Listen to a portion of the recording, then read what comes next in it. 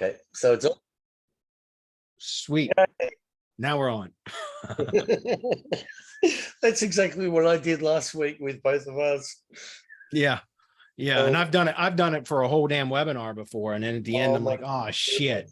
Yeah. So okay, cool. Right on, guys. Well, Peter, if it's cool with you, I mean, I'll just jump right into it. And absolutely, mate. Let's go. Feel free to interrupt me at any time if you have any questions or comments or anything like that. I don't mind that at all. I get off on a rampage with, and sometimes I never stop. So feel free. I'll feel free to interrupt, but in the meantime, I'll mute. All right, right on. Well, guys, like I mentioned just a moment ago before hitting the record button, Peter and I had a conversation last week about a project that he wanted to bring into the U.S. market from a successful Australian project that he's been working on. And we were just having a conversation. We thought it would be kind of,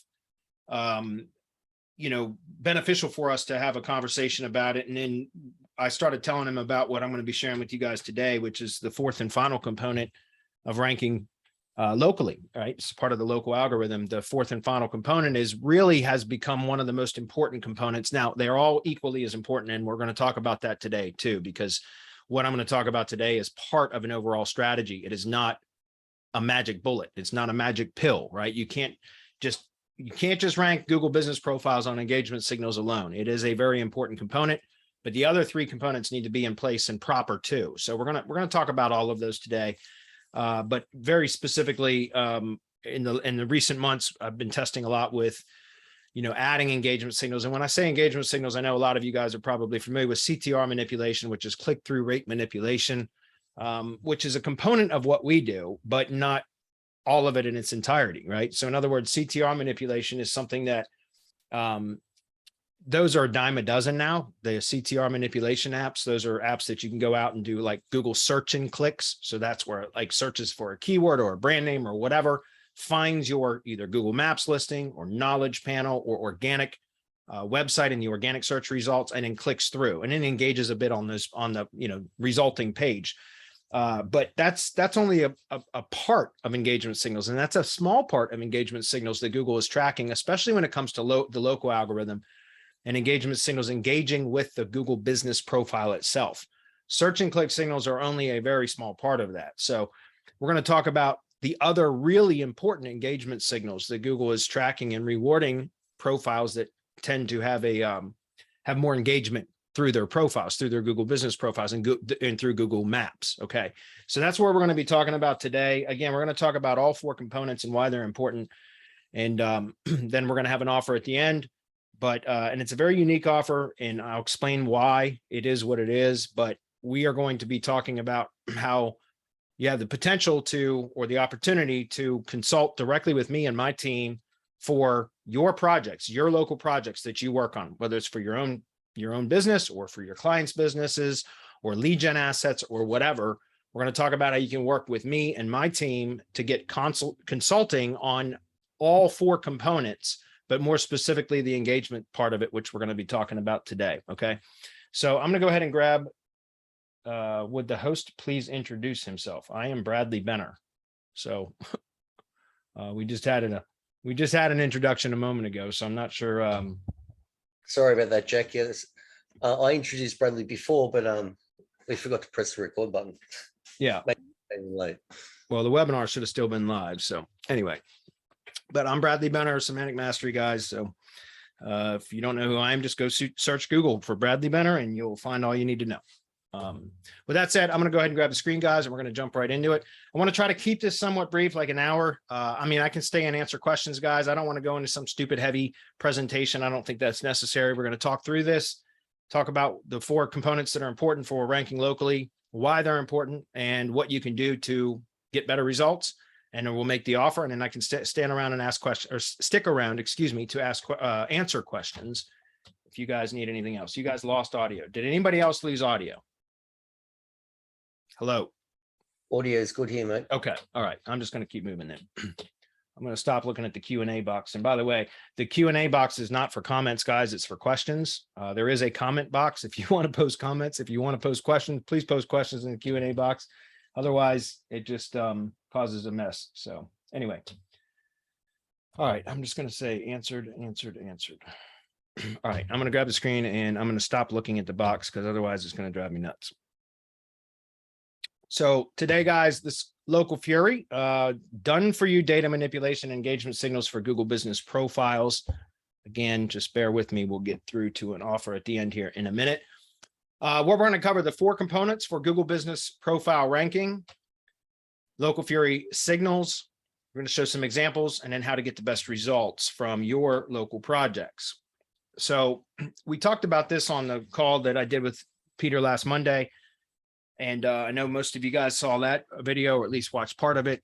And we were talking about the 4 components of ranking a local entity, which generally is going to have a Google business profile. And part of the reason why we always talk about a Google business profile as being part of a local entity is because that is one of the first validation signals for verifying or validating a local entity. So what do I mean by that? Well, to some degree, a brand can be interchanged with entity. Okay. It's not always the case because, you know, but for our purposes today, we can talk about local entity or a local brand. They're basically interchangeable for what we're going to be talking about today.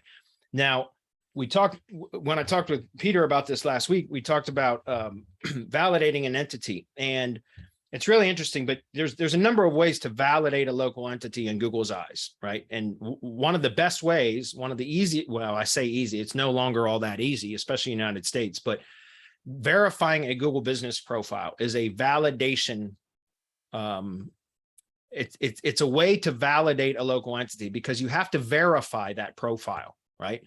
And in the United States, I don't know if it's like this anywhere else because I pretty much do all of my SEO work in the United States, but in the United States, about a year ago now, they started rolling out video verifications, which requires a video for the vast majority of verifying Google business profiles. You can go out and try to create a Google business profile, but they're going to send you through a verification process, which can still be a postcard where they send you something via US mail that has a verification PIN number that you get, and then you enter that in. But once entering that in, so that, by the way, the reason that they do that with the postcards or the mail, the US or, you know, physical mail that they send is because they want to validate or verify that the business is actually located at that address that you try to set it up with, right? So that's part of the reason that they do that. But it used to be where we could spoof that. We could validate Google business profiles or verify them, excuse me, to, you know, fake addresses and things like that. And there's a number of different ways that we could do it. I don't want to talk about all that because most of those are obsolete now in the United States anyway, so there's no sense in even reviewing those. But what I'm saying is the majority of the kind of the common or most typical way of verifying a Google business profile to get it published was to request a postcard verification or US mail's physical mail verification so that you could receive a piece of mail that would have a PIN, right? An identification number, a verification code that then you would go back into the Google business dashboard and it would, you know, prompt you to enter in that verification code. You would enter it in and then it would verify. In some cases, depending on a number of other factors, if the business had been around for a while but had never verified its profile, sometimes Google would publish a Google business profile for the business, even though it had not been claimed or not been initiated by the business owner. Sometimes Google would actually just go out and create a Google business profile because of, you know, corroborating evidence, so to speak, corroborating data online. So Google knew there was an actual business there. But in those cases, sometimes you could verify it via email or either by phone or by phone. But in most cases, most typical verifications would be through US mail or physical mail. Okay. And so we used to be able to just punch in the verification code and it would publish almost immediately. Sometimes it would get held up for a couple of days, and but then it would publish.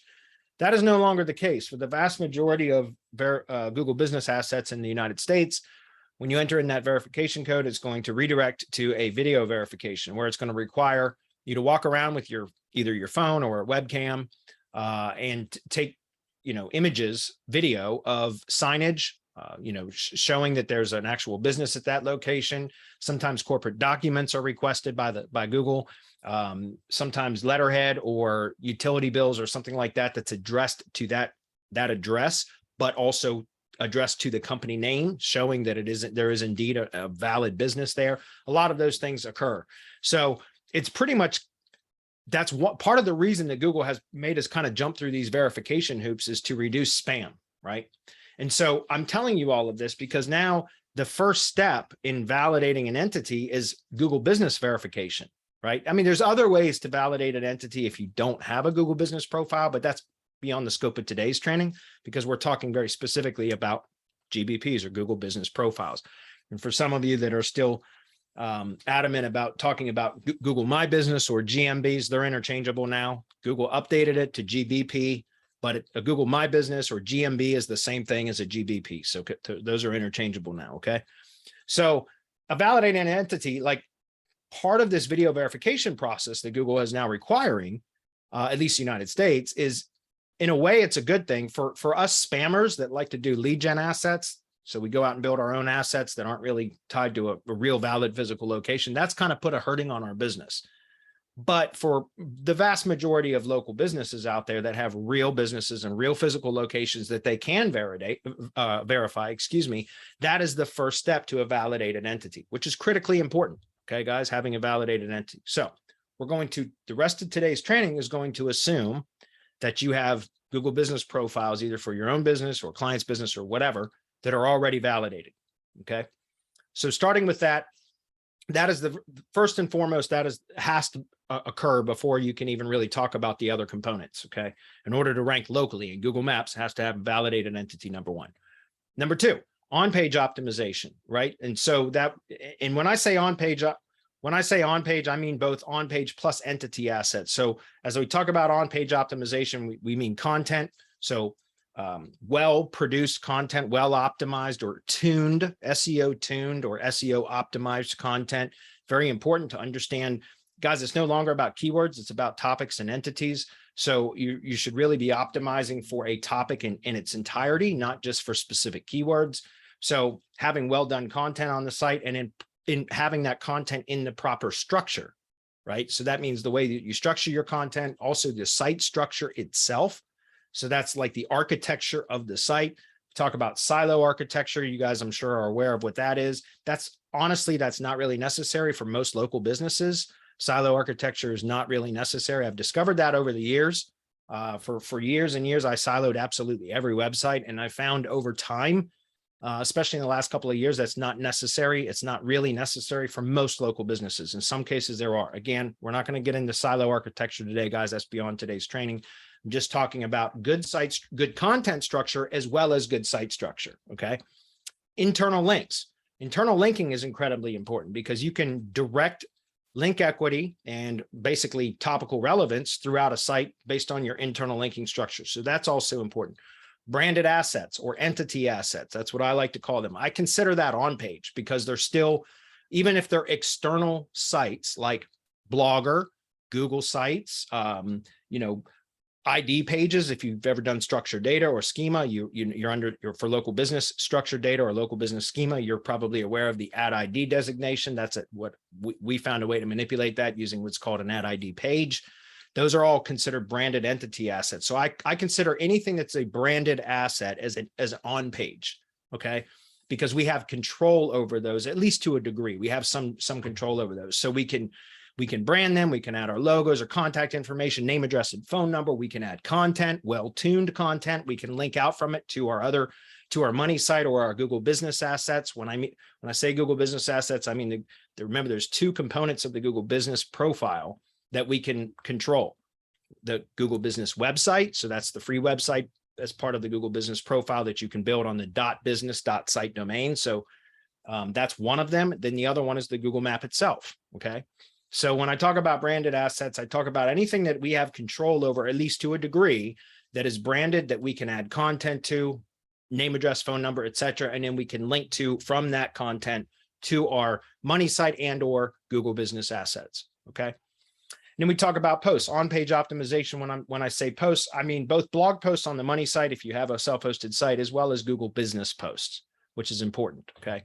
Because again, that's kind of on-page content optimization. You can optimize Google Business Posts to do some pretty powerful things if you do it properly.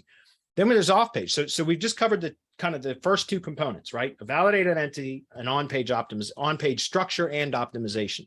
Okay.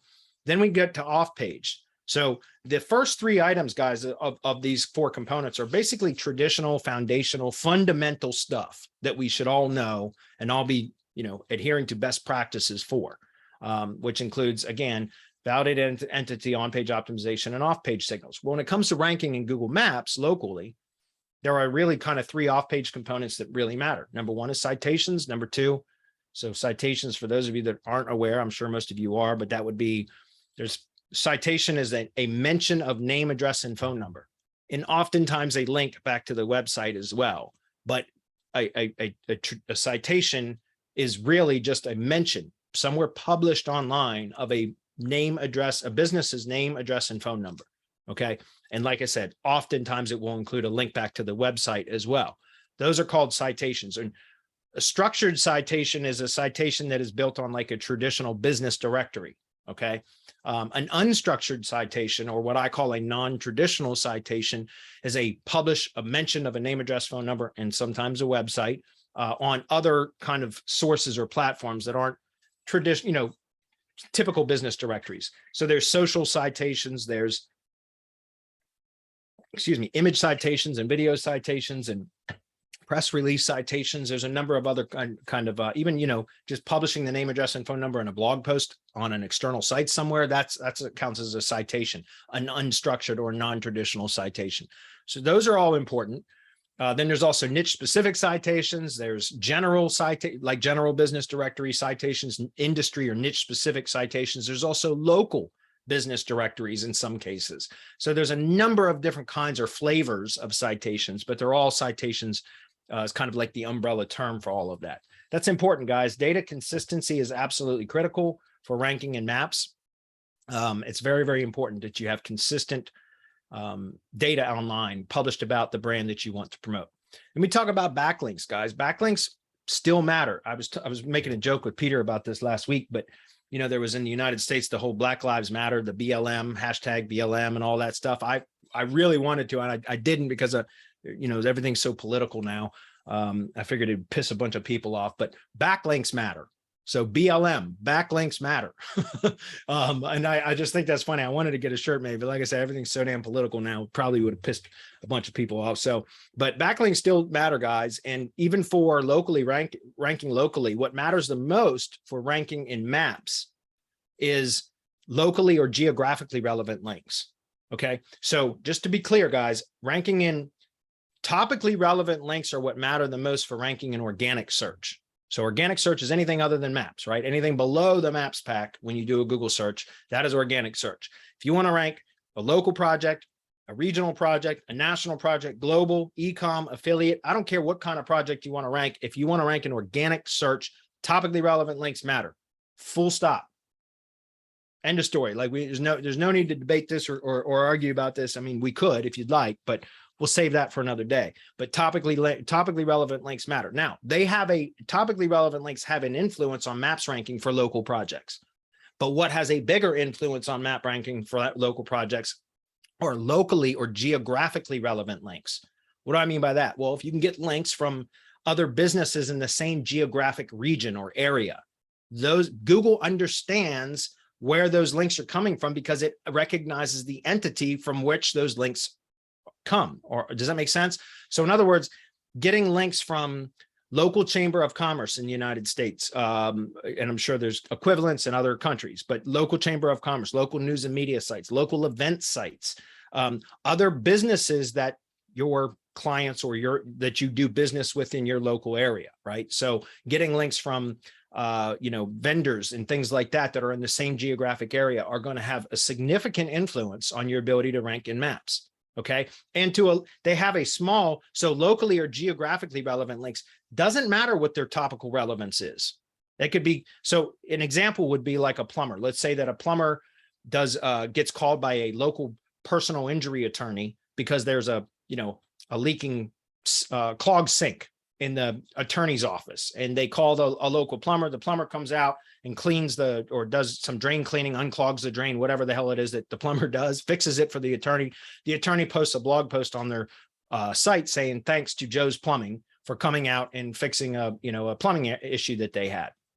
That link is going to be coming from a lawyer's attorney's website, which would be the topic of that would be like in society/law. If you follow Majestic Topical Trust Flow, which is what I use for topical categorization. Anyways, it wouldn't be really appropriate topically for a plumber, right? A plumber should be getting links from business, construction and maintenance, or home/home improvement, like a few of these topical categories that Google has determined in its NLP algorithm, so natural language processor API, like for example, it's very close to what Majestic uses, is called topical trust flow. Anyways, I'm getting a little bit too far into the weeds, but what I want to talk about here is there's not a topical relevance match between an attorney linking to a plumbing site, right? There's no real topical relevance there, but Google recognizes that local law firm is local to the plumber. And so that link is going to have a significant effect on Maps ranking.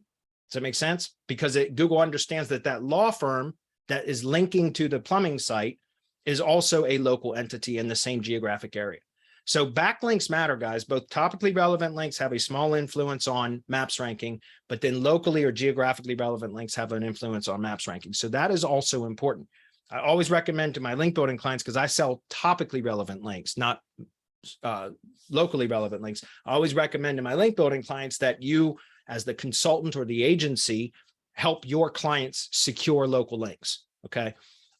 Reviews matter. That's something else that is, it's becoming more important, more part of the overall kind of Maps ranking algorithm, as having reviews, getting reviews consistently and regularly, not spam reviews, but, real valid reviews from real Google users. Okay.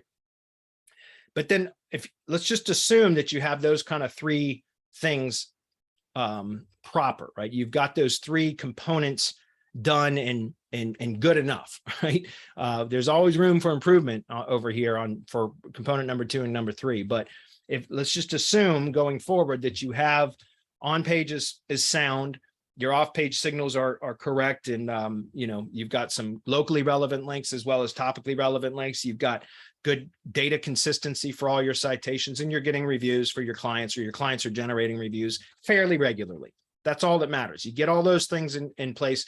Then the last component for ranking Google business profiles now is, and what has become more important recently and will only continue to get more important going forward, is user engagement signals, or user engagement. It's not the signals. The signals are what is generated from user engagement. It's the signals that users send to Google by engaging with the Google business asset and all of the components or assets associated with that local entity.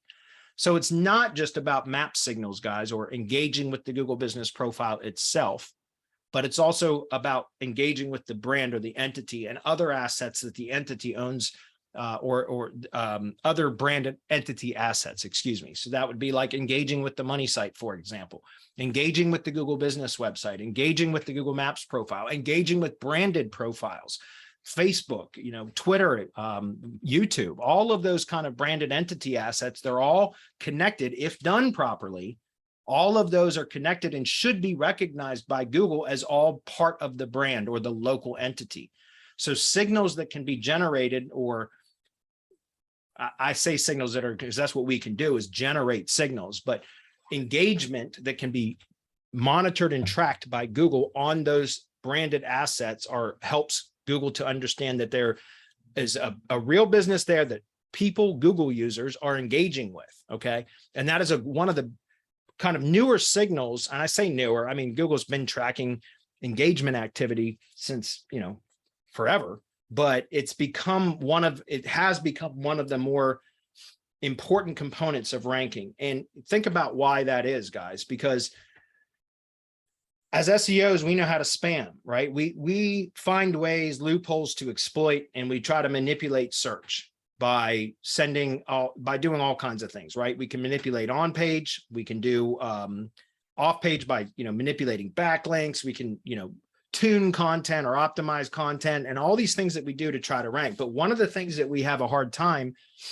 at least in Google's eyes, that what their hopes have been is that it's difficult for us to spoof or to spam engagement signals. Okay.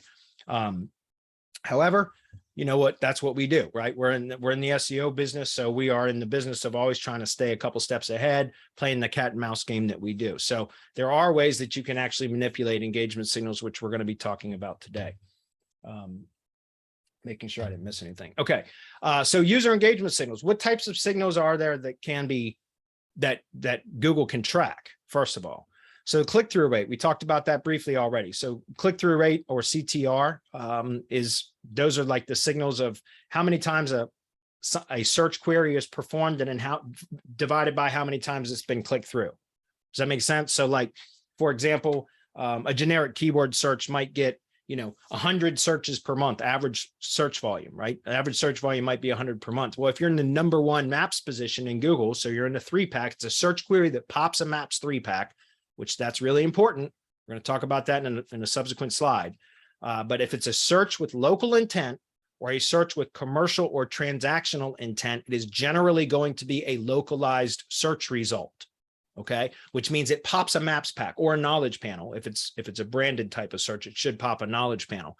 But if it pops a maps pack, it is a term that Google has a search query that Google has determined and has local intent, is transactional, or has commercial intent. Okay, and a lot of you that have been around for a while have probably noticed Google is going to more and more localized searches. Even stuff that a year ago wouldn't pop a maps pack is now starting to pop a maps pack. Now, there are still informational search queries that should not and won't pop a maps pack because they're not the types of search queries that have local intent. So that's something that you got to be very aware of when you're trying to manipulate local search signals, like local engagement signals. You don't want to be trying to send signals to to Google Maps for an informational search query. That's a mixed signal. It doesn't make any sense. It's not logical. And Google will filter that out. Not only that, but you just will get shitty results, or just really poor results. And so we're going to talk about that a little bit further as we get further into this presentation as well. But click-through rate is something that, I've known about being able to manipulate click-through rate for helping to rank in search since 2011, or it might have been 12, but way back a long time ago, I learned about CTR manipulation from my biggest influence on my career in local SEO was Ivan Budimir, formerly from Maps Magic. I don't know if some of you guys have been around for a long time might recognize the name Ivan Budimir, but anyways, he taught me about click-through rate manipulation way back in, I think it was 2011. And way back at that time, we would hire microtask workers like a Mechanical Turk or shorttask.com and things like that. We would go out and set up these microtasks where we would hire microtask workers.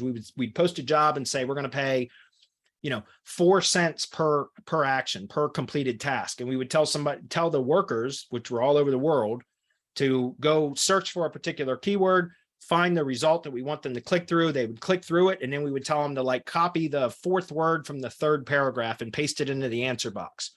And why would we do that? Well, because we would have them go to Google, search for a particular search query, go find the link that we wanted them to click through that link, which is the click-through signal.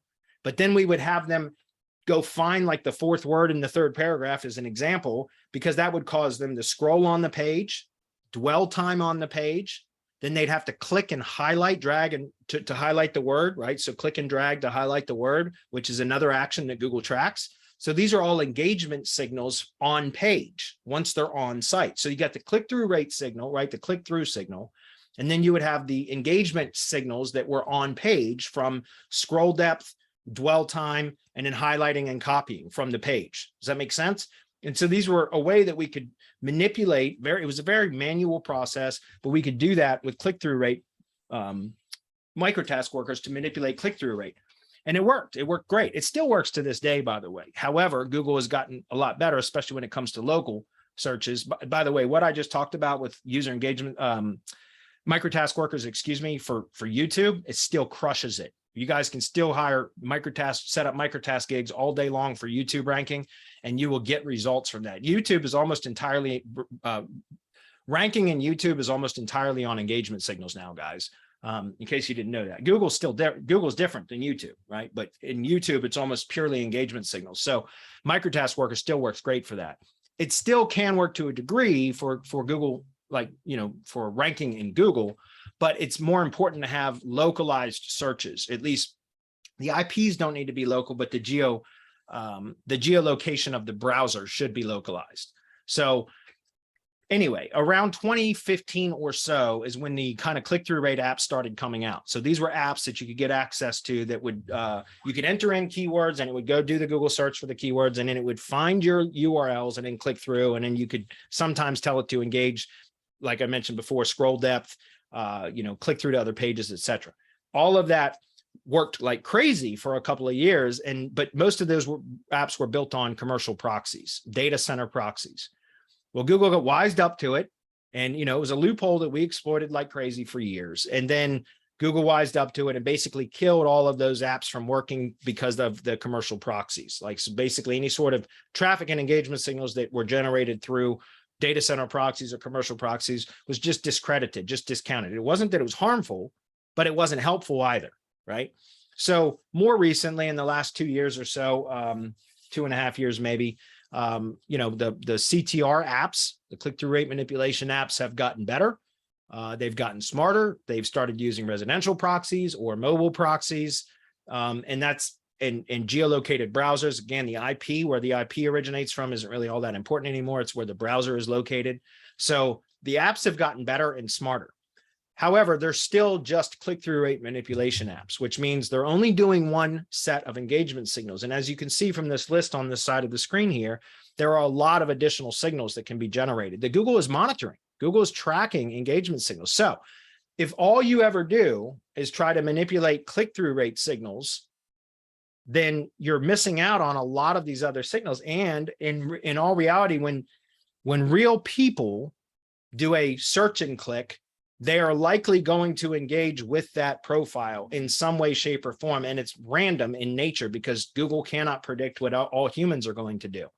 Bots tend to have patterns, so you got to be careful about that. Now, again, the CTR manipulation apps have gotten a lot better. The good ones out there have programmed randomization in there to do a lot of that, but it's never going to be as random or as unpredictable as humans that are visiting, right? So you got to be careful about the CTR apps. Plus, the other problem that I see with CTR manipulation is that almost everybody does it incorrectly. And you can't know what you don't know. It's from inexperience, guys. I get it. It's just from lack of knowledge. You cannot know what you don't know. But most people come into this business or that are in the local SEO space, and they want to go start hammering away at keywords because that's what they want to rank for. But guys, the most important signal to send are brand signals, period. Google is rewarding entities, local entities, brands. So you want to increase the authority of the brand, help Google to recognize it as something that is popular.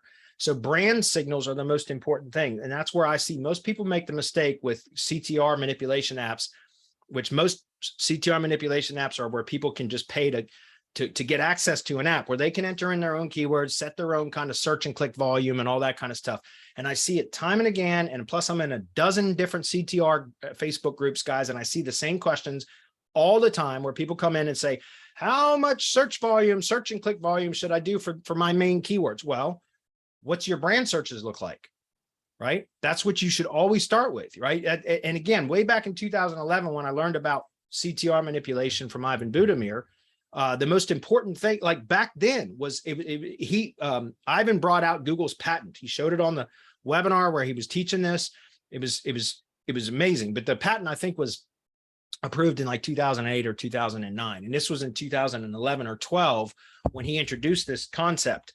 But he brought that patent out, and he dubbed it the Google site weight patent. That's not the official name of it, but he called it the site weight patent, and that's like WEIGHT, site weight, right? So what he showed at that point in the patent, it was clearly defined in the patent, but it said that if there were two sites that were optimized equally, all things being equal. Now, this is theoretical because it's almost impossible to have two sites that are optimized identically, both on page and off page. But if there were two sites that were optimized virtually identical, both on page and off page factors, the one site that there was more branded search queries, or what's called, another term for that is called navigational search queries, will outrank the other one every time, hands down. This is built into the algorithm, right? It's programmed algorithmically, because that is a validation signal for that entity, that brand, meaning that brand is more popular because people are searching for it by name. Do you understand that? So that's where, again, when it comes to CTR manipulation, I see most people do it wrong because they come in and they just want to hammer away at keywords and they're not sending the right signals. That is clearly, and not only do I see too many people that just come start hammering away at keywords, but they often, even most of the time the volume's too high, right? More equals better. No, that's not the case.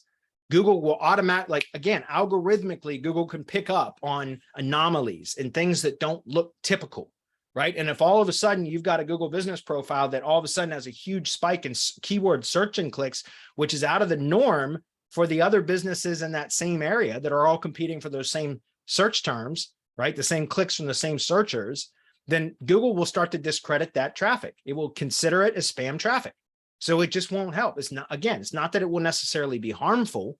I've not seen engagement signals cause harm, but I've seen engagement signals that have done nothing, right? And it's because of overdoing it. And that's what I see too often. So what should be done is brand signals first. Start with brand signals and start to increase the site weight, the brand weight, the entity weight.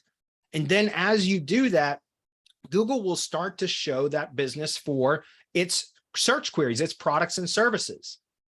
Does that make sense? So in other words, if you help the brand to gain authority, establish authority, add weight to the entity in Google's algorithm through branded searches, Google will start to reward that entity by showing it for the products and services that that brand sells or provides, right? So start with brand signals and it will start to improve keyword search and clicks just from the brand itself starting to gain authority in Google. Then once you start to recognize, start to get that additional exposure from brand searches, then you start to work in the keyword search queries. And again, this is precisely what we're going to be talking about today as well. So user engagement signals, guys, I know I just spent a lot of time on click-through rate, but the reason why is because, again, they're a dime a dozen. There's dozens of apps out there now that do click-through rate manipulation. Most of them are do it yourself, where you just get access to an app and you're left out in the wind to just to determine what the best signals are, what the number of signals are, the volume, the frequency, all of that. And there's a lot of mistakes that can be made. I see it all the time. And so, and if any of you guys are in other CTR groups, I'm sure you see it as well. And some of you on this webinar today are probably have gone into those groups and asked, how much search volume should I send for my keywords? The first question should be, well, what are you doing for your brand first, right? And how long have you been doing that? Okay. So click-through rate manipulation is an important component, but it's only a small piece of all of the other signals that can be generated as well that Google is tracking, such as dwell time. Yeah, Mike says, surprisingly, you do not need a lot of volume. You're absolutely right, especially if you are sending the right brand signals. Then again, you don't need a lot of keyword search and click signals. What you want is quality signals, not quantity. You don't want a bunch of low quality, a high volume of low quality signals. That doesn't help at all. Again, I don't know that it's harmful, but it's not helpful. What you want is a low volume of high quality signals. That is going to produce much, much better effect. Okay. So dwell time, that's another part. So how much time is spent on the profile itself, and then in interacting or engaging with the assets or features of the Google business profile, such as clicking through to check out the services, looking at the reviews, checking out photos, looking at updates or posts, right?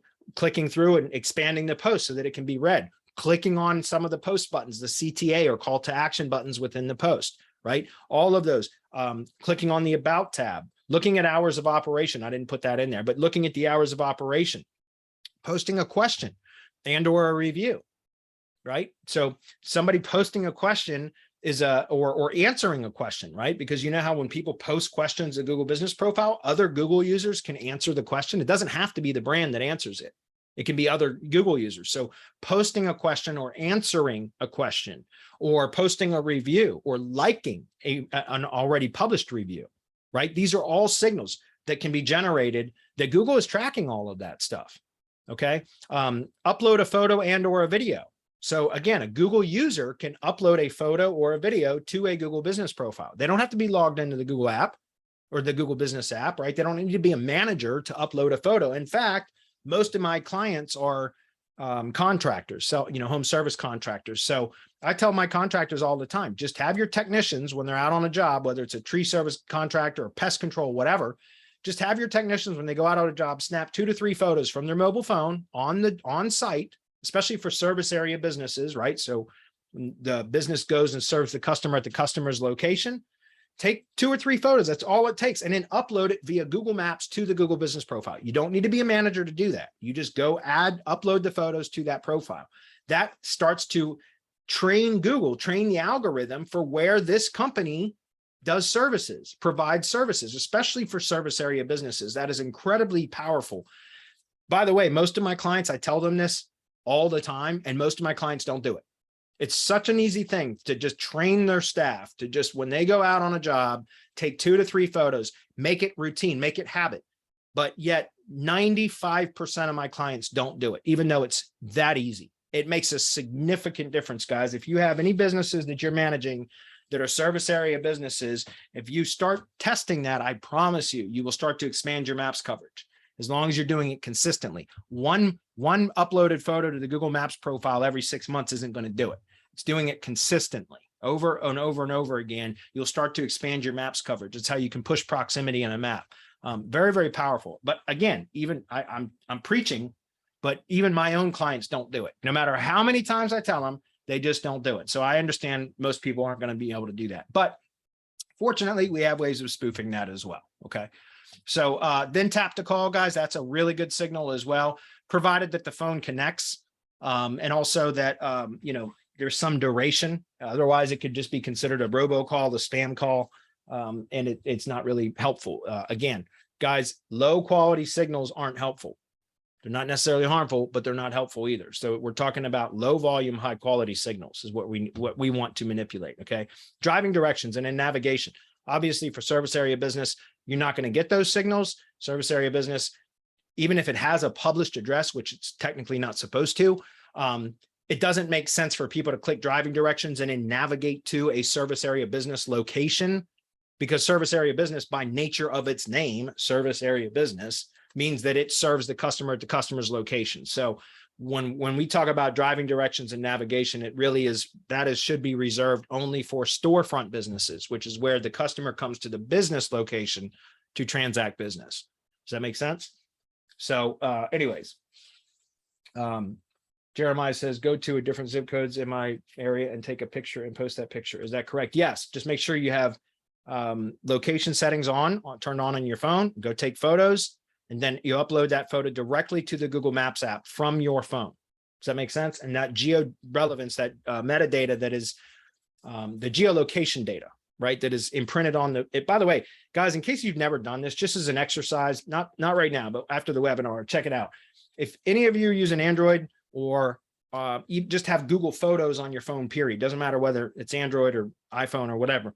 If you're using Google Photos and you have location settings turned on your phone, just go take a photo somewhere and then go look at that in Google Photos and look at the eye, like it's like the I button, which is information. If you click on that, it's amazing how much data is pulled in, the geolocation data. And what's really cool is if you ever take a video on your phone, like I've done this multiple times, but like if you take a video when you're in a vehicle driving, it'll tell you in the information, the metadata of the video in Google Photos, like where you were when you were taking that video, like how much distance it traveled, what the velocity was that you were going, all of that. It'll show you right on a map. It's crazy. So this is all really important georelevance data that can be added directly to the Google Maps profile just by uploading photos and or videos that were taken from mobile devices that have location settings turned on, period.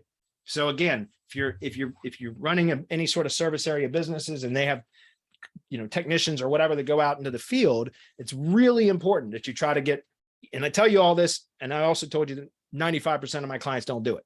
So try to get them to do it, but don't hold your breath is what I'm saying. All right. All right. So I spent a lot of time on that, guys. But the reason why is because, you know, we started to develop several months ago, many months ago now, an app that does a lot of this, because I've been using CTR manipulation, guys, since 2011 or 12, whenever I learned about it from Ivan Budimir. At the time, like I said, we used microtask workers. And that was really, Google Places was around, but localized searches weren't really that much of a thing at the time. Then years later, like I said, in 2015, I think the first app that ever came out was crowdsearch.me by Dan Anton. It was fabulous. For a few years, it worked like crazy. And then it stopped working. Commercial proxies, data centers. So what I'm trying to say is I've been doing CTR manipulation for, 10 years, about 10 years now. And so I know how important they are, but as the Google algorithm continues to become more and more advanced and searches are becoming more and more localized, right? There's more and more localized search results in search now than there have ever been. And it's going to continue to get that way. I started, recognizing that we needed to manipulate more than just click-through rate. Google's paying attention to all this stuff, guys. Again, all the stuff that I just mentioned on this previous slide. So it's really important that we're not just hitting one, because guys, what happens if you do any one signal in excess? It becomes worthless, right? It doesn't help any, because it's an imbalance. If you have a shit ton of search and clicks, but you don't have any dwell time, engagement, any engagement with the Google business profile itself, all the other things, like several of the other things that I just mentioned, then is that a real signal? And of course it's not. It's not going to look natural. So it's not.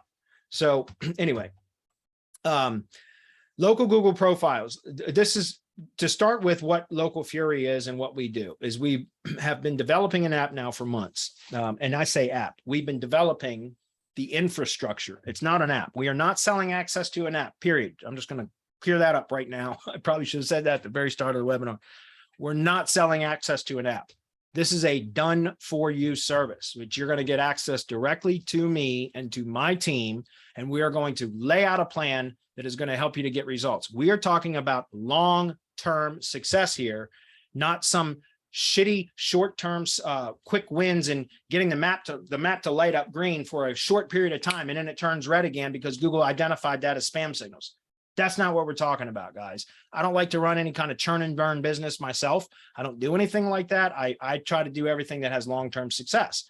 So what we're going to be talking about today are the different components of generating local signals, engagement signals that are real and believable, right? And ramping up over time only after establishing the entity and making sure that Google recognizes the local entity as an entity. Like that is first and foremost the number one priority, period. End of story, full stop. Number one most important thing for any one of your local projects is to make sure that the entity is recognized by Google. If you do a brand search, does it pop a knowledge panel? If it doesn't, you've got entity issues. I mean, that's plain and simple. Do a brand search. If you do not pop a knowledge panel for your brand, it means the entity is ambiguated, right? It is not recognized by Google as an entity yet. Now, if you do a brand search and it pops a maps pack because there's multiple locations, well, that's different because now it's pulling in different locations for that brand. If you do a brand search, does your money site rank number one or the primary website associated with that project? If it doesn't, there's entity issues, right? There's problems. It might not be. There might be website issues, maybe not entity issues. Do you own the first page or really 2 pages of Google for a brand search? If you don't, you've got problems. And you're never going to have, well, I'm not going to say never, but you're going to have a hard time ranking for keywords and getting the results for your clients or your projects for keywords if your brand is not strong. Do you understand that? Google is rewarding entities and brands right now. So the first and most important step is validating the entity and forcing the Google algorithm to recognize that as an entity, right? As a distinct, unique entity. So that is what we focus on first, but we lay out a longer term plan, which is what we're going to discuss.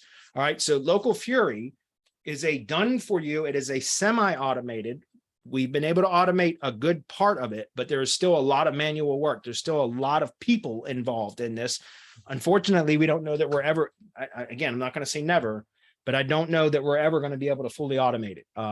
So there is a lot of manual work that goes into these as well, but it's to make them more real, more believable, right? So that they stick. Again, low volume, high quality signals. So what we start with is local Google profiles. They're all local Google profiles that we generate that are tied to a mobile Android device that are in specific cities. So like if you have a Google business profile that you want to submit, that we're going to do done for you signals on, we're going to consult with you about it. We're going to create if we don't already have profiles in that specific city, we're going to start setting up Google profiles in that city that are going to be online during and active during normal waking hours and inactive during the time when people are normally sleeping, right? They're going to, those profiles are going to be engaging with just Google period, other businesses and everything else. When they're not sending signals to your assets, they're going to be engaging with other assets, like just randomly within the same general area, so that they're not only activated and turned on when they're sending signals to your assets or other assets that are of other customers for other businesses in the same general area, right? All of those are things that can be determined and picked up on by Google. So we create these kind of persona accounts on Google mobile Androids that are live and that are engaging and are clicking driving directions and driving from one location to another. Even when they're not sending signals to the assets that are submitted to Local Fury, those profiles are engaging in their local area and they stay to that local area. So in other words, we're trying to create these profiles that appear as real as possible, okay? We engage using the mobile Chrome browser. We are working on the desktop side of things too, but for right now, we're still on the Chrome browsers. Mobile, we're still basically mobile for now, but we're working on the desktop stuff as well. We engage using the Google Maps app. We do that more than we do on just straight Google, google.com. We do most of our signals through Google Maps itself, right? So maps.google.com. We do brand search and click, as we talked about, CTR, search and click signals. That is important. We do brand search and click. We also interact and engage with the Google business profile, all the things that I talked about on the previous slide. We also do modified map URLs. So some of you that are more advanced have been around for a while. You guys probably are aware that there's ways to manipulate map URLs with coordinates, and there's a number, you can append search queries to them, all that kind of stuff. So we do manipulated or modified map URLs as a way to send signals with specific geo-relevance to Google. We do search queries, appending search queries. Again, we start with brand, but then we transition or start to include keyword search and clicks as well, and in keyword search queries appended to modified map URLs. Then we do the additional tasks like driving, again, for storefront businesses. We don't do that for service area businesses. Likes, we can like other people's reviews, clicking on content, engaging with posts. Questions, we can post questions, we can post reviews. We have disabled that. We started doing that when we first kind of launched in beta for our own mastermind members, but we weren't happy with there was a number, we paused that for a while, but we are at the position now where we can start to post reviews again. Guys, that is not the be all end all either. Again, reviews is just a component. So if anybody thinks that they just want to come join Local Fury just to get reviews posted, that is not what this service is for. Reviews is part of it, but also posting questions. And again, answering questions. And guys, this is really important. If you're going to be, if the Google business profile can accept questions, it's a positive ranking signal if you answer the question in a timely fashion. So in other words, if a Google user posts a question via the Google business profile, either you or somebody at the business, somebody managing the Google business profile should respond in a timely manner to that question. Otherwise, if a question gets posted and goes unanswered, that is a negative ranking signal. Do you understand? So it's really important that if you were going to post questions or you want questions posted, that you or somebody that works at the business has notifications set up so that they receive notice whenever a question is posted and they can jump in and answer it in a timely manner. Okay. What is a timely manner? Well, that's going to, I mean, it's going to vary depending on different businesses, Andy. You know, if it's an emergency plumber, it's like immediate. Somebody posts a question, or, you know, somebody's got a hole in their roof and there's a rainstorm outside. That's one of the, where somebody needs to reply immediately.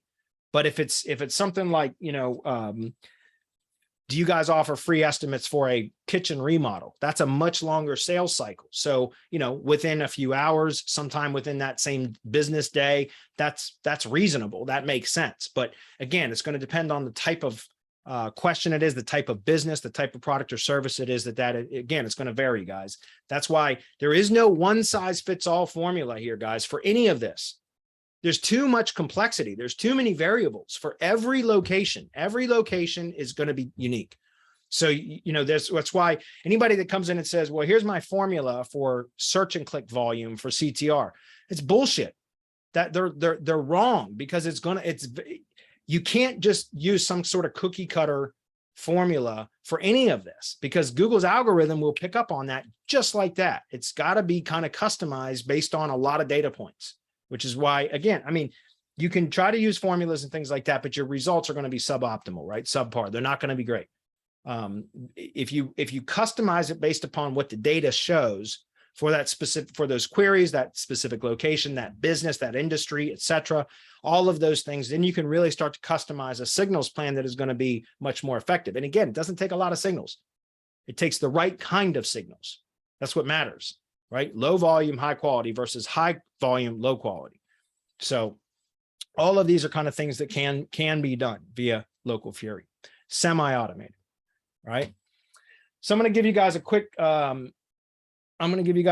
kind of demonstration here of 3 videos that I've got that there's no audio. So I'm just going to kind of narrate through them as we go, just so you guys can kind of see these demonstrations that I have available. Stand by for a minute. Get my screen pulled up in the right location.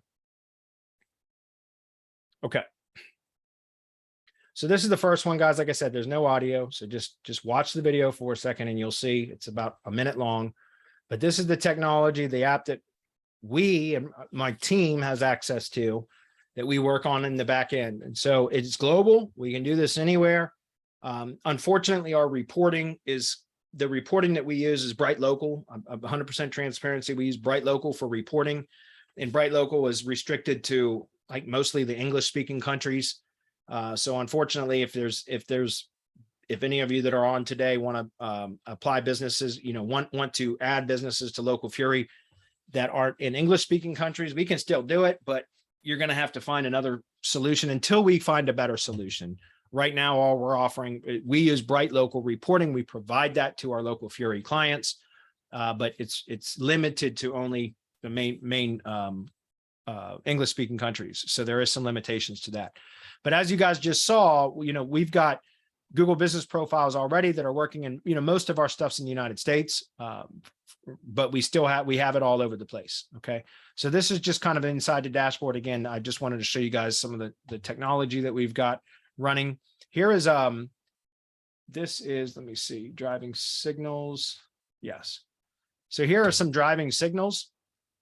You can see, let's see, my browser just froze up for a minute, but there. Now you guys can see the mobile browser that is going out, and it's doing a navigation right now, but from, you know, one destination, from the departure destination to the store, the Google business profile, wherever that may be. Does that make sense? So you guys can see these are kind of driving directions that we do. And we actually don't click just driving directions. We simulate driving to the location. So we click driving directions and then we navigate using Google Maps, right?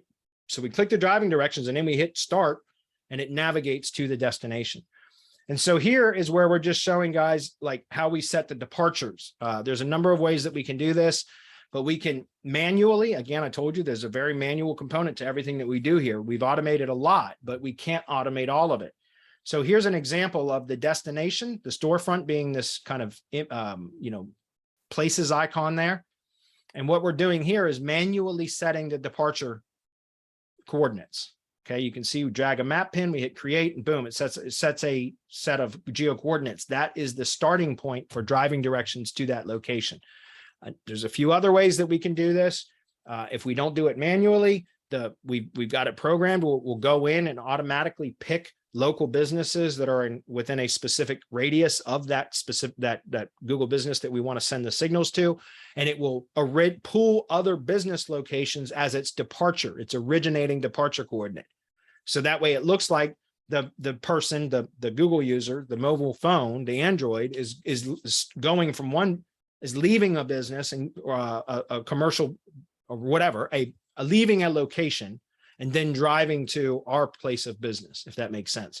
So again, I'll just let this run for one more second while I talk on that a moment again, but we have it to where we can do random Latin long points within a specific radius. We can manually set its departure spots, or we can do where it will automatically pull in points of interest, other businesses, etc., as the departure or the originating.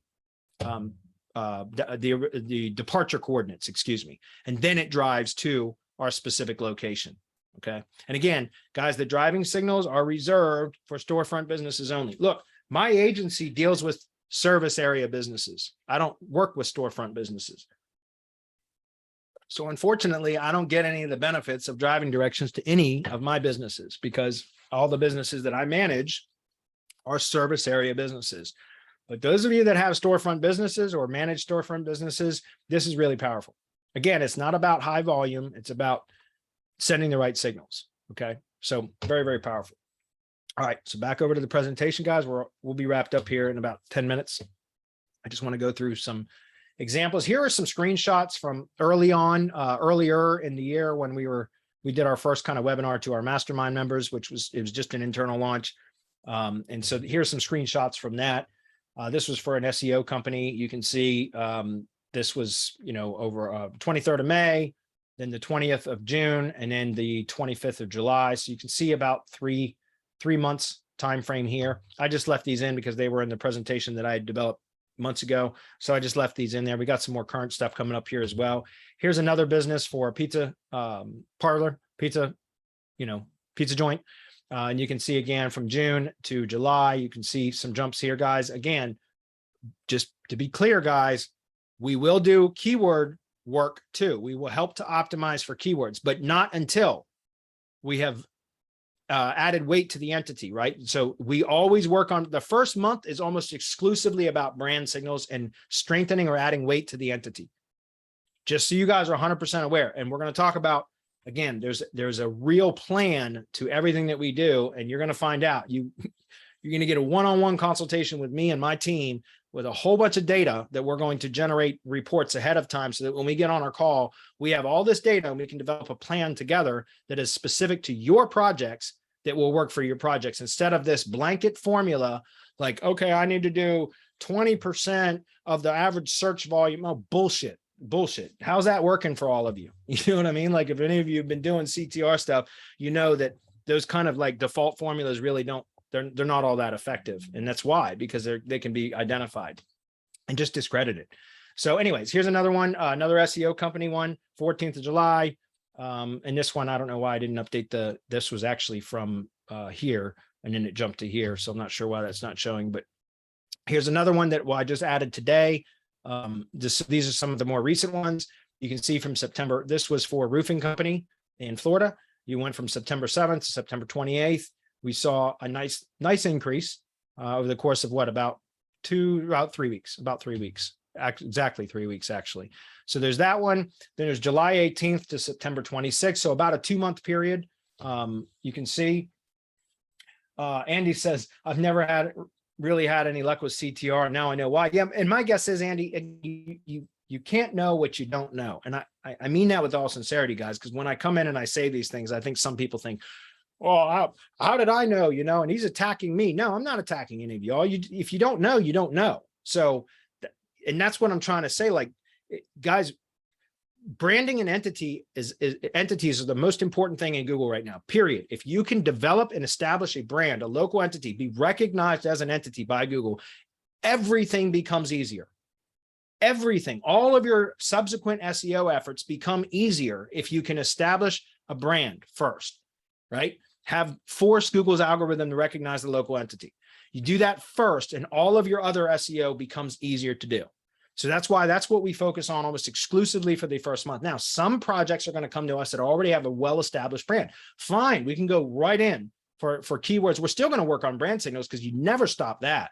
But we can go right in and start being more aggressive with keywords and things like that too for those cases. But most local entities that I get to look at, I get to analyze, both for my link building business and now for Local Fury, is we see a lot of entity ambiguation or a lot of weak entities, right? So there's issues that should be resolved and corrected first before starting to hammer away on keywords, right? So anyways, again, sciatica doctor, so you guys know that'd be like a chiropractor. You can see July 18th to September 26th. Was that about a 6-week time frame? Again, it's all about slow and steady. Sometimes, guys, we have some really quick wins. I had a screenshot earlier from for a lawyer in Australia it went from 1 week. 2 weeks later, it went from 1 week where it was all oranges. There was one green right where the pin was, and then the rest was all orange. And then 2 weeks later, the entire thing was green. And I thought about adding that in here, but that's not typical. Those results aren't typical. It typically takes a little bit of, some more time than that. So I didn't want to throw that in there as like this is the kind of results we get, because those results aren't typical. It does happen from time to time. We will see that kind of movement. And by the way, guys, sometimes there's negative movement. 100% transparency. Sometimes there's negative movement, but that doesn't necessarily mean it's a bad thing. And by the way, yes, of course, negative movement seems like a bad thing, but guys, you understand Google is nothing other than an algorithm. It's a math problem, right? And so when you inject new data into an algorithm, the algorithm has to, it's like dropping a pebble in a pond. It creates waves, right? And so all that data is trying to reorganize itself and trying to figure out what to do with the new data. So sometimes negative signals just means that Google's trying to determine what to do with this new data. Does that make sense? Now, so that's why I'm saying there are times where we see some negative movement too, but that's why this is a longer term strategy. This is not something that we're pitching here, guys, as a quick win. Like you're going to join Local Fury and in 2 weeks, you're going to rank all your GBPs. Bullshit. That's not, it'd be great. Maybe that could happen, but it's not likely. What's likely going to happen is we're going to help you to establish the entity. You're going to start adding strength to it. And over time, you're going to start seeing the trend up, and it's going to make all of your other SEO efforts better. But we're not just going to focus on engagement signals, because again, if you think that engagement signals alone is going to rank you and you forget about on page, you forget about proper structure, you have an entity that has ambiguation problems or suffering from as it's suffering because it's ambiguated, for example, or you have a shitty link problem, like too many links or over optimized links or no links at all, or non-relevant links. If you have problems with those, all of those things are going to affect what Local Fury can do. Does that make sense? So that's why it's really important that we get together for your projects and we lay out a plan. We audit and analyze your entire project, everything, the entity itself, on page, structure, content, internal links, external links, citation consistency, all of that should be proper, because then the signals that we send are going to have a much greater effect. In other words, the Google business profile and the organic website, so ranking and organic, will respond a lot better, will respond better when to engagement signals. When all of that is proper, it will respond better. Does that make sense? To engagement signals.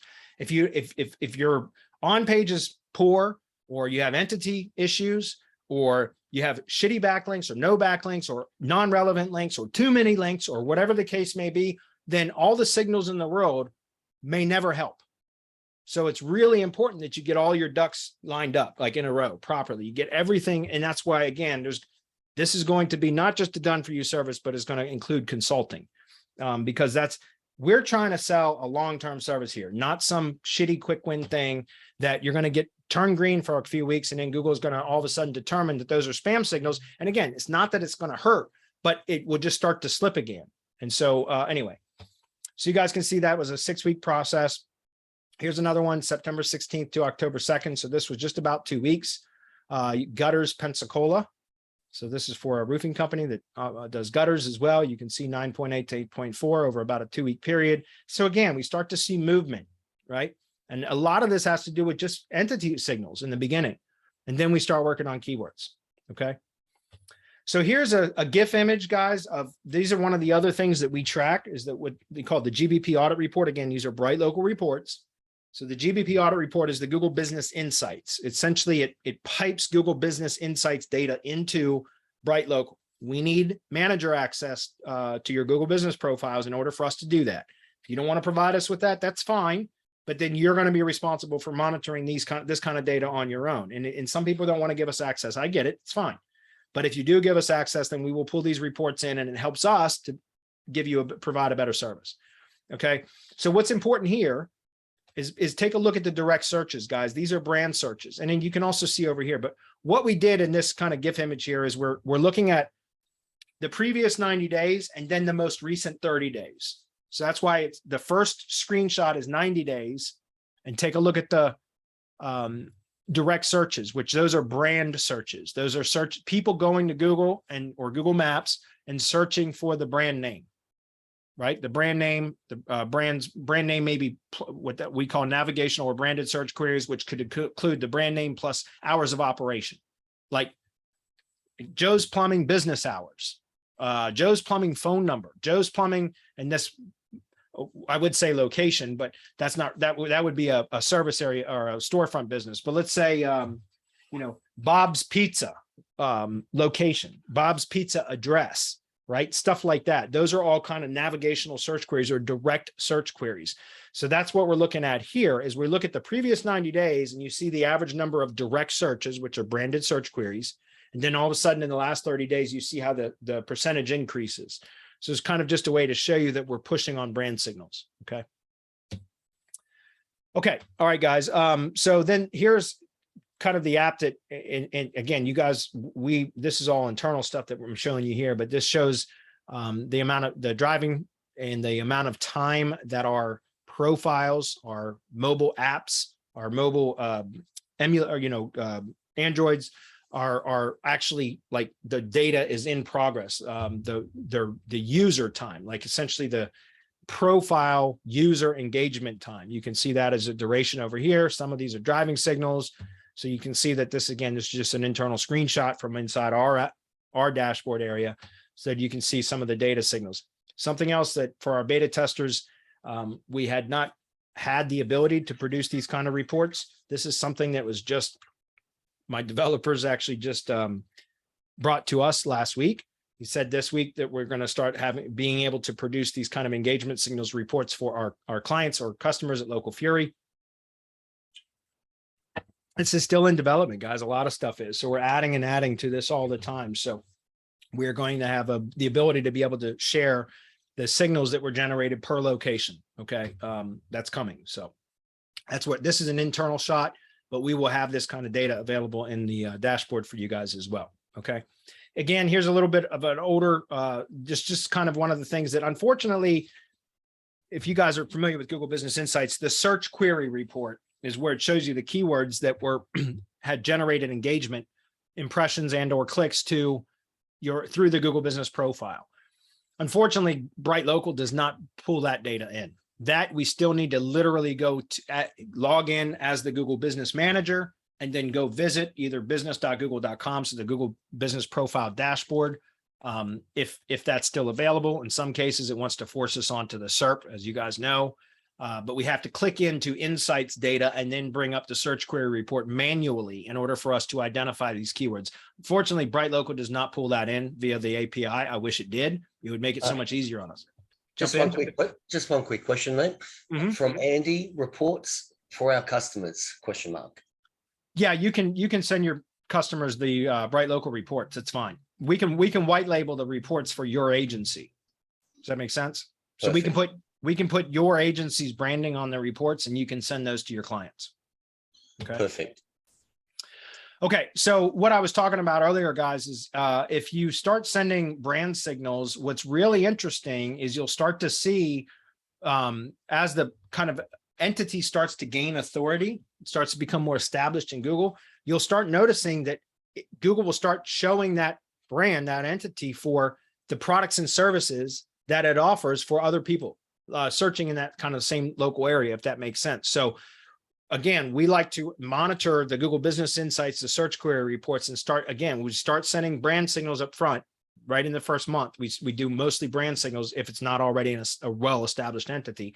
And then it will start, Google's Insights data will start to show us the search queries that Google has already determined the business is relevant for and starts giving it impressions. As soon as Google starts to show us that data, we can start pulling those keywords in working signals onto those keywords. And then what happens? More keywords start to appear. So it's an iterative process. It's not something that we go in and just pull out all your keywords and start spamming away on signals, because that's not natural.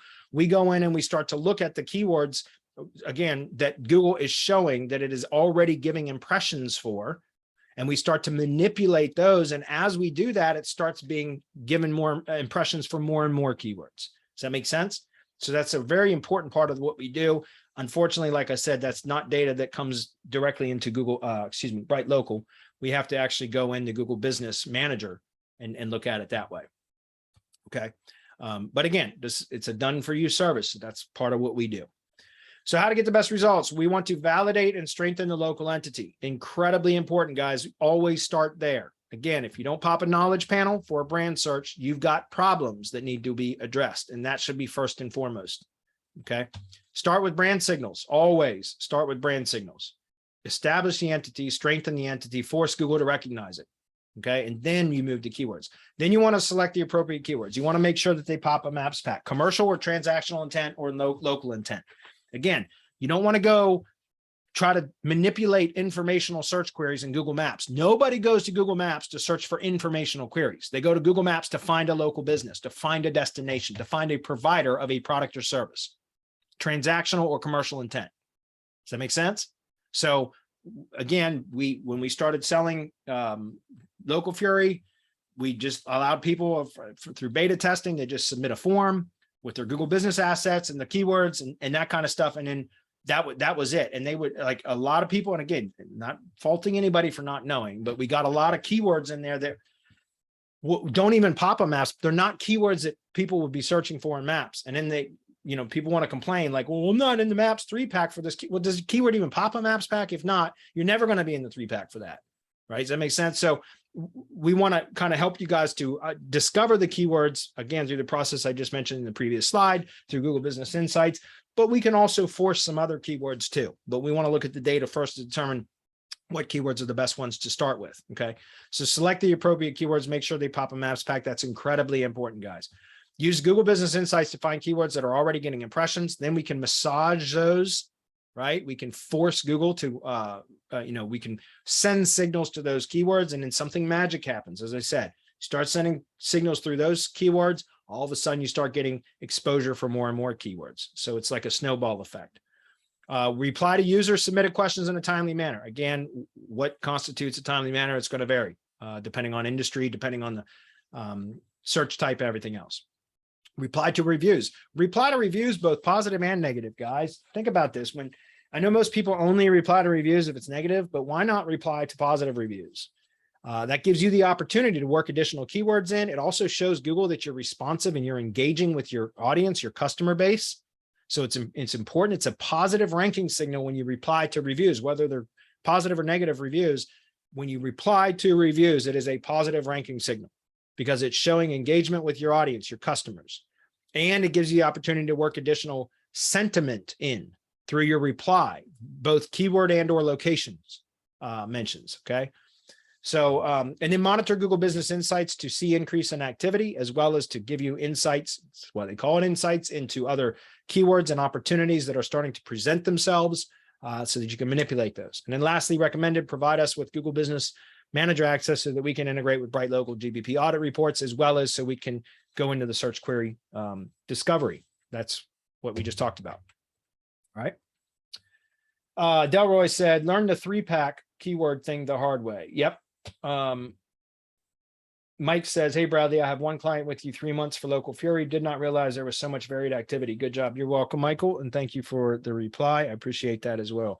So guys, here's just a quick screenshot of one of my tree service sites that this is a Bright Local report. This is what it looks like in Bright Local. This is the full kind of, there's different tabs too, but this is kind of like the Bright Local GBP audit report, the dash, like the front facing part of the GBP audit report. So it's important because we can start to see 30 days, 90 days, et cetera. We can also look at a week. We can start to see an increase in direct activity and everything else. So this is just a screenshot from in there. So we're getting to the offer here, guys. Just a couple more minutes and then I'll stick around and answer questions. Onboarding and setup, guys. We are going, as I said, Local Fury is a done for you service. This is not access to an app. You're going to get myself and my team that is going to go through this whole process here. And then after we go through, so you sign up. For those of you that decide to sign up, you submit the onboarding form, then you schedule a call with me.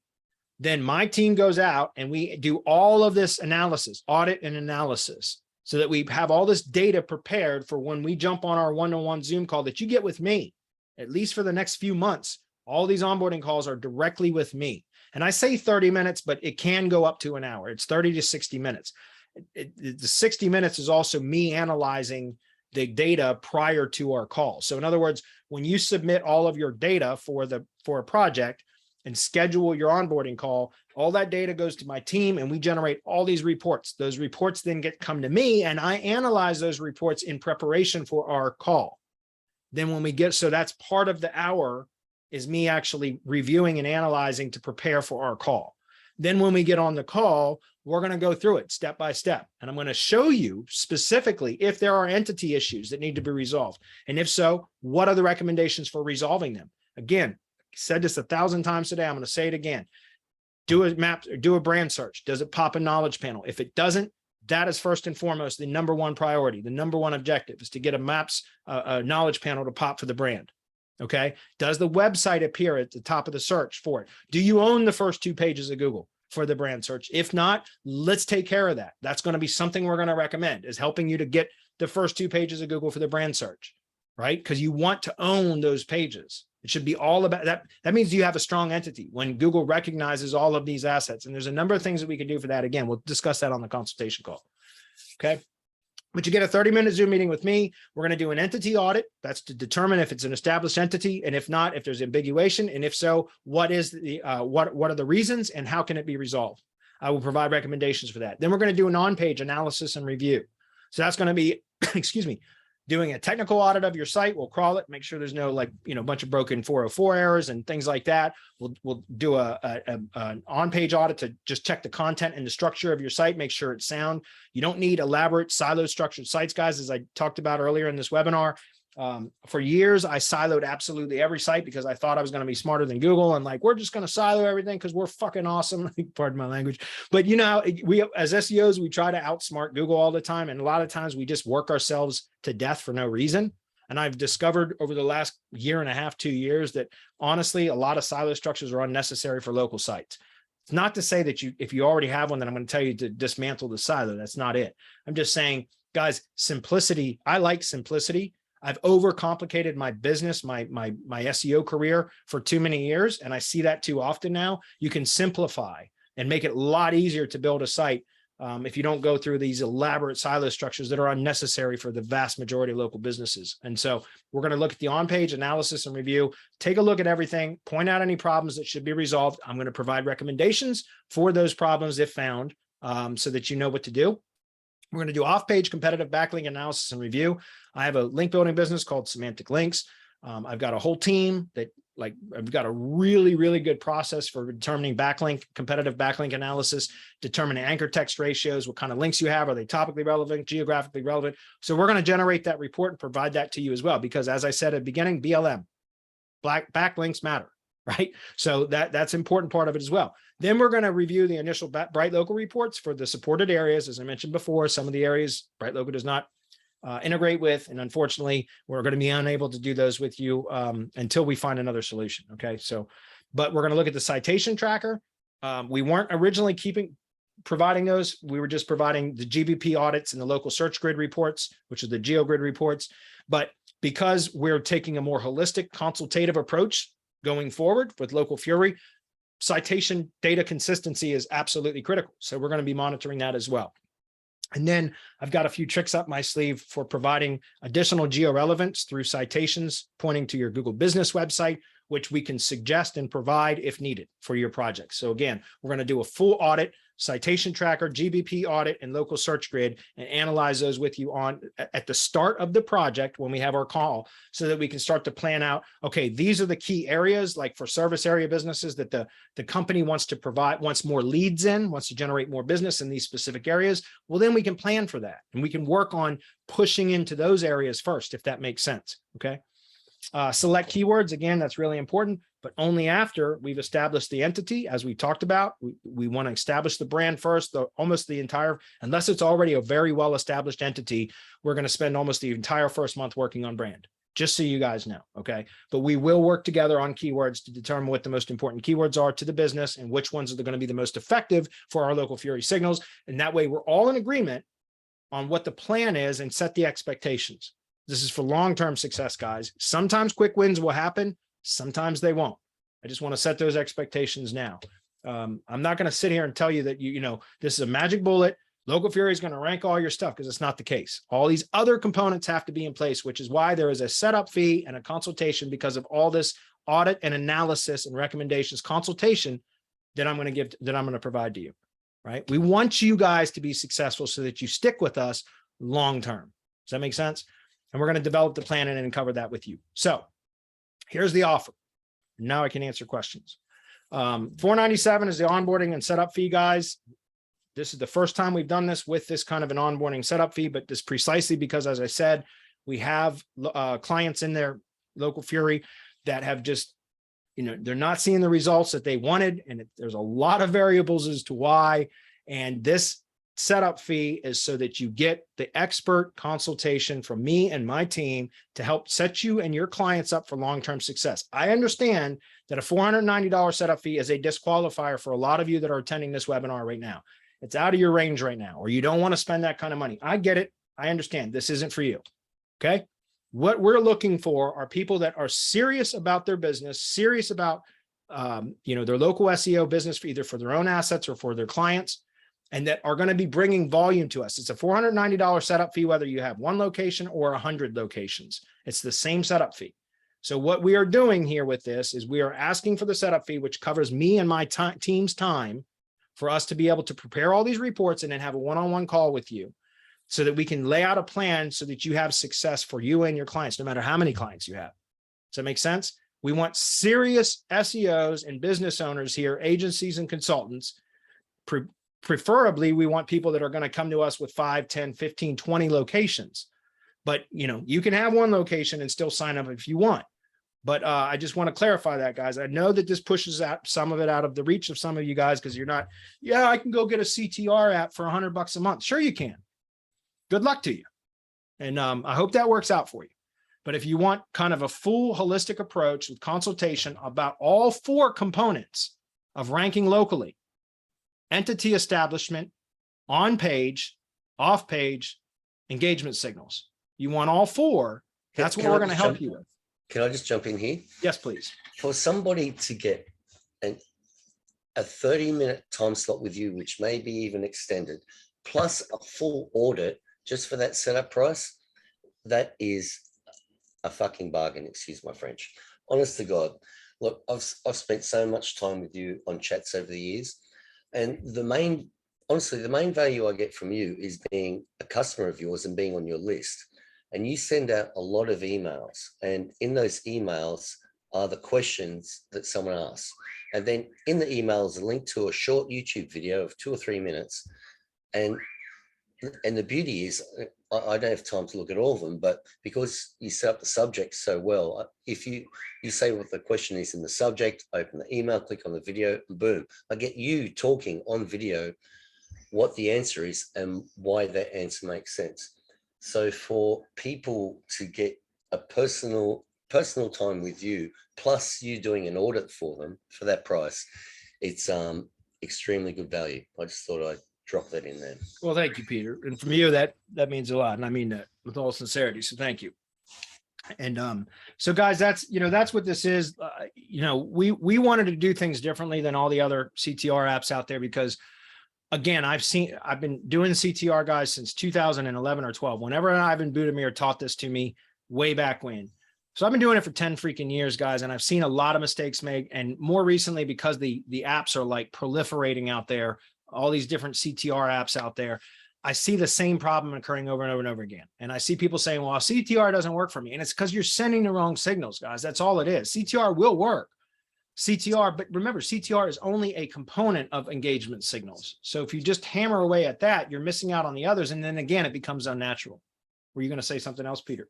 No, I was just replying to Amy. She just wanted to know if there was going to be a replay. And I said, yeah, there yes. will be a replay. Yep.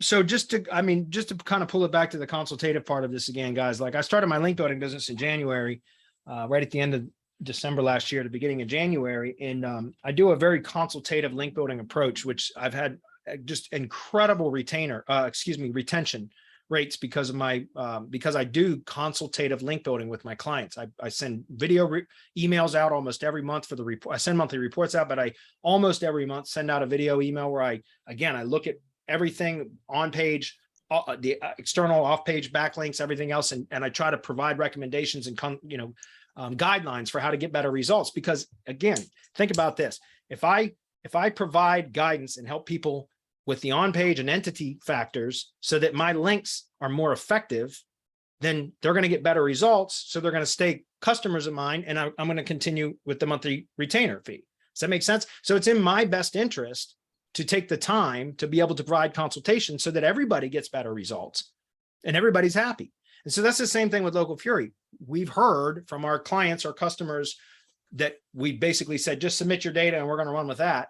That there's a lot of poor choices. And there's also oftentimes people think that, well, we got Local Fury, we don't need to do anything else. No, we got to work together. This is a team effort, right? If we work together, you will get results for your clients will be happy, you'll be happy, we'll be happy, because we get to keep you as a client and customer, and perhaps sell you training or link building services or content or something else, whatever. It's not about selling you other shit. It's about helping you to get results so that you're happy, your clients are happy, and ultimately we retain you as a client or a customer, if that makes sense. And so that's what this is for. Like I said, guys, there it is. We've got different kind of competition levels based on population. $90 per month per location for low complex.